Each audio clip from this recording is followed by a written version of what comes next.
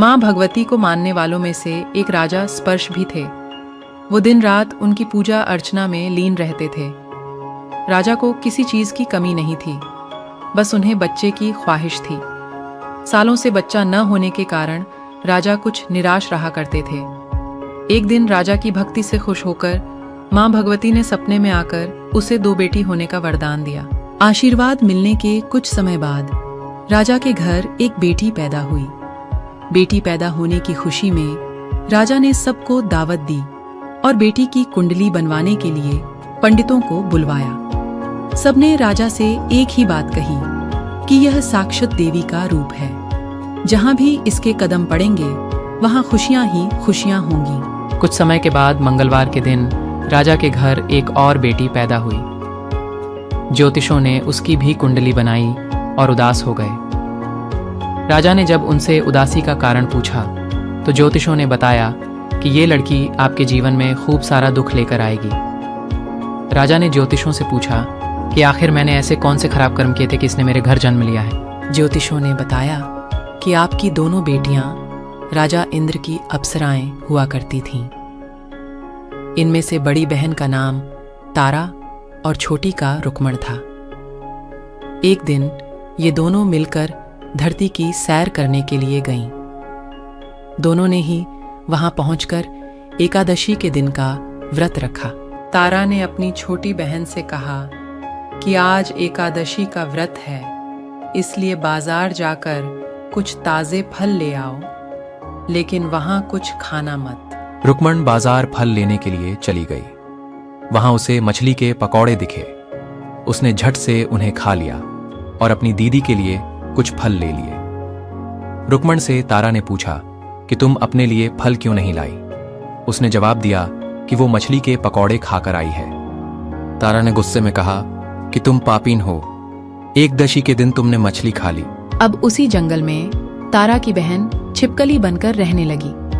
वहां एक जाने माने आर्षि गुरु गोरख भी अपने कुछ शिष्यों के साथ रहते थे। उनके शिष्यों में से एक बहुत ही घमंडी था। अपने घमंड के चलते वो शिष्य कमंडल में पानी भरकर एकांत में बैठकर तपस्या करने लगा।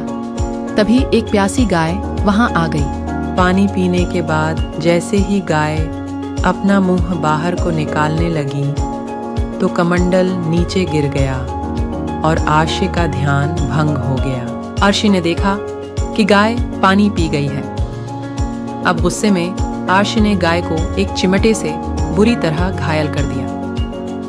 इस बात की जानकारी जब गुरु गोरख को पड़ी तो वो तुरंत गाय को देखने के लिए गए। जैसे ही उन्होंने गाय की हालत देखी, वैसे ही अपने उस घमंडी शिष्य को आश्रम से बाहर निकाल दिया।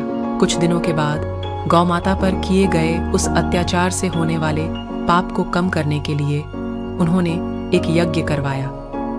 इस यज्ञ के बारे में गाय को चिमटे से मारने वाले घमंडी शिष्य को भी पता चला।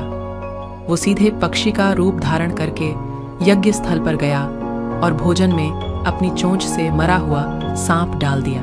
किसी को इस बात की खबर नहीं हुई। ये सब होते हुए तारा से श्राप मिलने वाली छिपकली रुक्मण देख रही थी। उसके मन में हुआ कि इसे खाकर सारे लोग मर जाएंगे। सबकी जान बचाने के लिए छिपकली बनी रुक्मण सभी लोगों के सामने भोजन पर गिर गई। लोगों ने छिपकली को खूब कोसा और बर्तन को खाली करने लगे। उसी वक्त भंडारा करने वालों को खाने में मारा हुआ सांप भी दिखा। तब कहीं जाकर सबको समझ आया कि छिपकली सबकी जान बचाने के लिए जानबूझकर भोजन में गिरी थी। एक छिपकली होने के बावजूद भी इतने अच्छे विचार होने की वजह से यज्ञ में मौजूद सारे महत्वपूर्ण लोगों ने कहा कि हमें इस छिपकली की मुक्ति के लिए प्रार्थना करनी चाहिए। पंडित ने आगे बताया कि सबकी प्रार्थना से ही वो छिपकली तीसरे जन्म में आप जैसे प्रतापी राजा के घर बेटी के रूप में पैदा हुई है